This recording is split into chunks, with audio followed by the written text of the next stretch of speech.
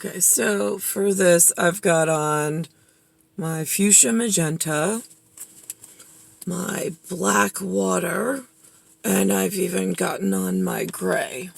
Plus, I'm done with all of these fucking stupid ass humans, their questions, their anger, their whatever.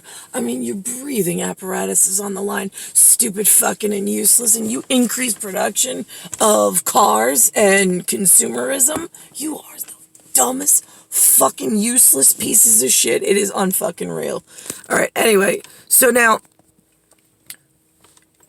my grandfather, in his time from Italy, born in the mountains, comes to New York. The U.S.A. Yeah, the Americans, North America, 50 postage stamps, New York. Right, okay. They and his wife, Angelina, her family's from West Virginia. Yay, small, little, helpful communities, I've heard. I don't, again. So now, they don't keep in touch. I wouldn't know how to find them if whatever. Your life depended on it. They haven't found me. I haven't found them. This is very confusing. So now, when Tony got here, Tonine, Tonine 29, we'll go with for my godly purpose, of like, yeah, we'll go there in a second. So he gets here. He does not know smart BARRICK speak. Even being from Italy, he doesn't know the bones of the body. I mean, this is black magic. Like, this is port speak. The Olympians, the triathletes, like the Ironborns, they, in secret, quiet community, may know or may have their own language of what they call the bones of the body. There's no congruent, like, dictionary of medical terms when Antonin is born in Italy, and in the time it took him to come to America. So now there's no such thing as local doctors for everybody. There's no such thing as insurance companies paying for your doctors. There's a car, there's automobiles at some point, like if you buy a car. I mean, he didn't have a car for a very long time living in the village of Bayside, and then finally he gave in. I think they do the movie, My Cousin Vinny, right?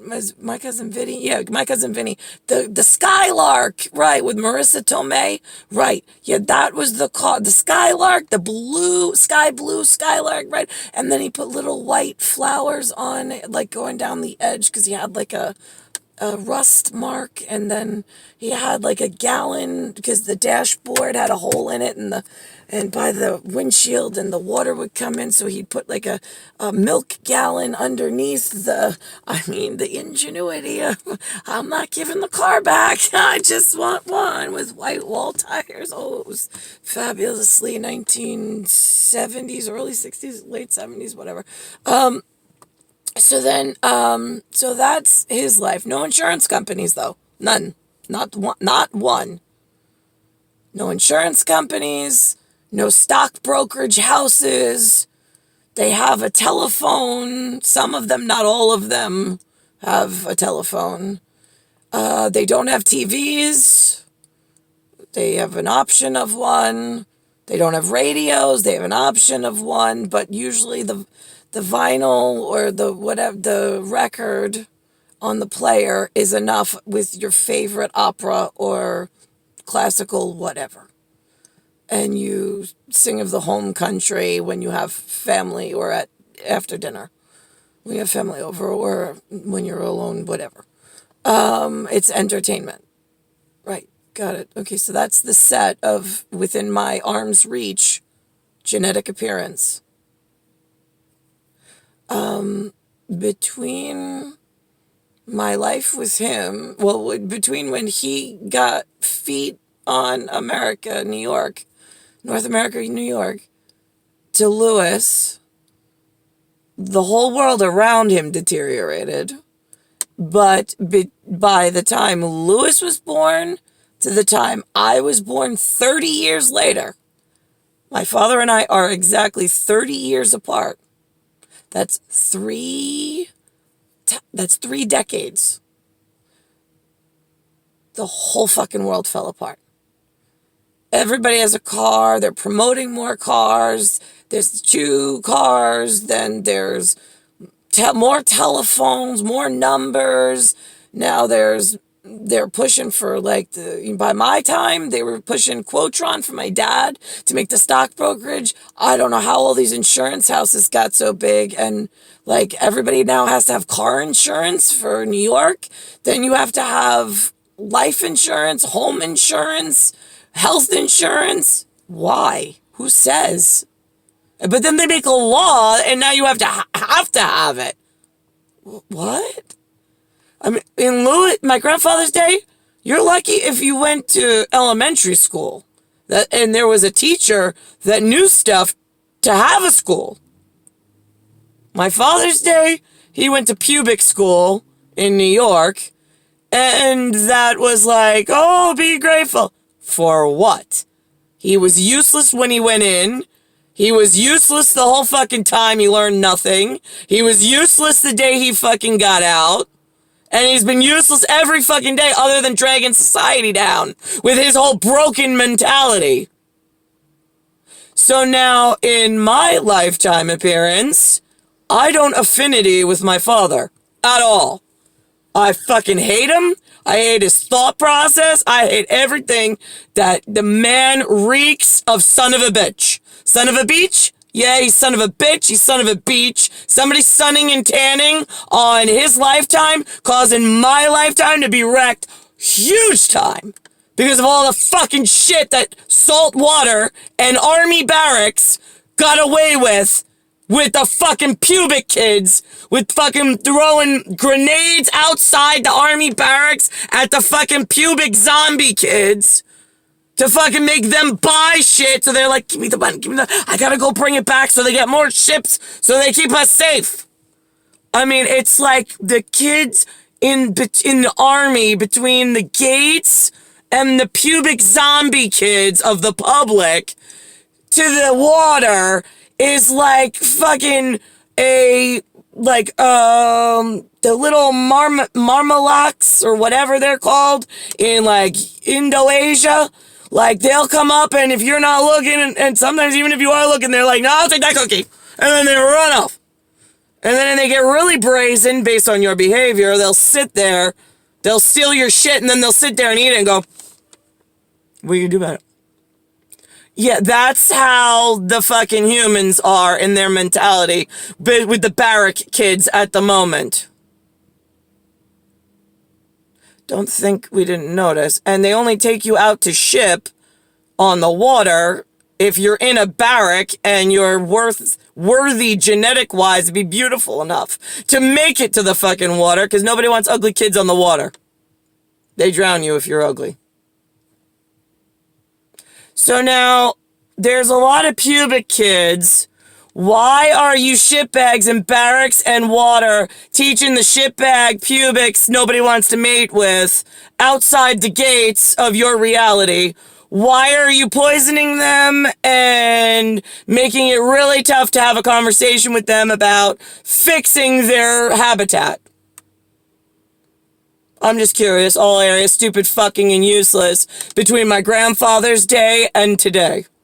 Being year 2020, I now have kids.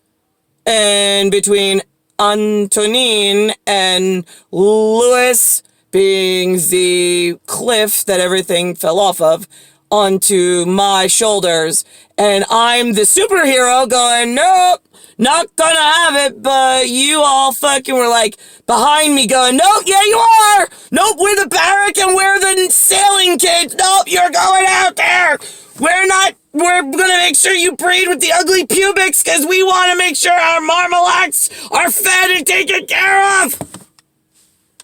Your breathing apparatus is on the line, stupid fucking army kids! Are you fucking crazy? So now, because nobody fucking listens and everybody thinks even behind the gates they gotta vote.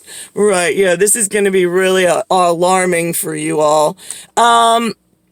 So now let's think about this. Right. So now they have insurance houses they're making money off of. Everybody's buying shit.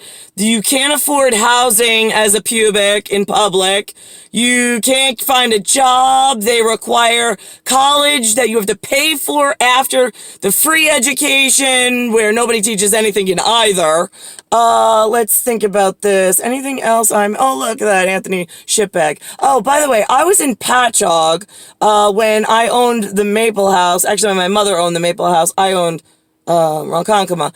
And I went into a bar to meet Anthony, and there was a bartender, and she's like, is this the one with the Air Force? And Anthony's like, shh.